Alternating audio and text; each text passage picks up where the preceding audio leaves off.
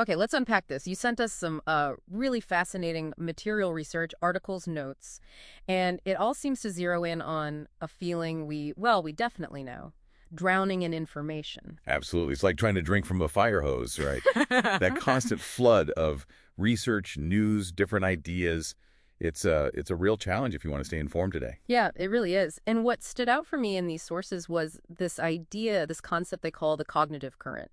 It's described as an intelligent audio digest. Sounds like something designed specifically to, cut through all that noise using AI. Exactly. The sources frame it around these deep research methods.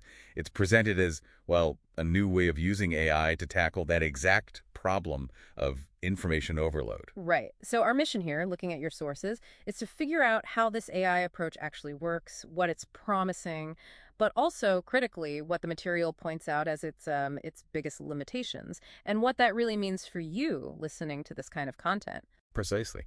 And at the core is this deep research idea. Your sources explain it uses pretty advanced AI. We're talking large language models, sophisticated reasoning models, to go way beyond just a simple search. So it's not just finding stuff, it's understanding it, connecting dots. That's the idea. It performs multi-step analysis. It synthesizes information from a lot of different sources.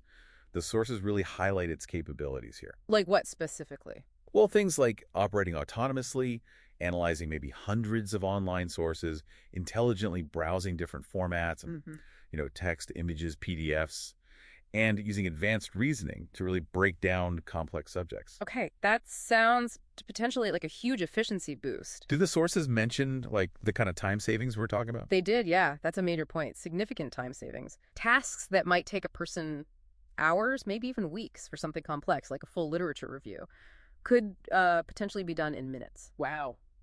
And it seems particularly good at digging up that really niche specific information, the hard to find stuff. Okay, so that covers the research side. But the material also touched on the delivery, right? The actual audio, the voice. Yeah, there's mention of how AI voice generation has come a long way.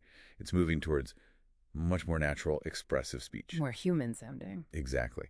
The sources mention things like emotional speech synthesis, trying to get voices that convey feeling, and even doing multi-speaker dialogue that sounds more like a real back-and-forth conversation. Okay, but, and this feels like the big but coming. Your sources seem quite clear that despite all this potential, there are some, well, pretty serious challenges. This is probably the most crucial takeaway from all the material, I think. While the AI is powerful for processing and generating content, the sources really emphasize where it struggles right now. Which is where? Foundational things, actually. Yeah. Like true factual accuracy, maintaining a coherent story, a narrative, over longer stretches, and conveying genuine, nuanced emotion. It's just not there yet. And that hits the trust issue head on, doesn't it? Yeah. Which the sources say is like paramount. You have to be able to trust the information. Absolutely. The ethical side is presented as non-negotiable. Your sources bring up some pretty stark numbers, too. Yeah, like what? Well, that BBC research finding 51% of AI answers had significant problems. And get this, 19% had outright factual errors. 19% factual errors. That's significant. It is. And AI can sometimes just, well, make things up, fabricate information. Plus, you have the whole issue with voice cloning and deepfakes creating risks around misinformation. It's a big concern in the material. And there was something about copyright, too, wasn't there? Yes, that's another key point from the sources. Works created only by AI, generally not copyrightable. So human input isn't just for quality control and accuracy. It's needed for legal protection, too. Exactly, adds another layer. Okay, so let's pull this all together. We have this powerful AI for research and generation highlighted in your sources, but then these really significant limitations around accuracy, trust, copyright also stressed in the sources. What does this mean for you, the listener, when you encounter something like the cognitive current? Well, based on everything in the material, the conclusion seems really clear. For any audio digest to be truly trustworthy, genuinely insightful, to avoid just being a fast but potentially flawed robotic recitation. Human oversight is essential. Absolutely essential. That's the term used. Human oversight, editorial judgment, It's not just nice to have, it's critical. It's about balancing that incredible AI efficiency with the human need for accuracy, nuance, and ultimately building trust. So the core insight from this deep dive into your sources isn't just that AI can help process information.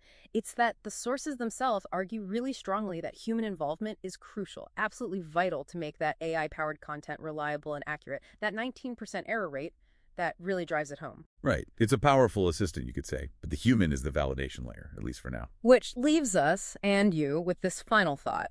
We're living in this age just swimming in information, and now a lot of it is being touched or even generated by incredibly powerful AI.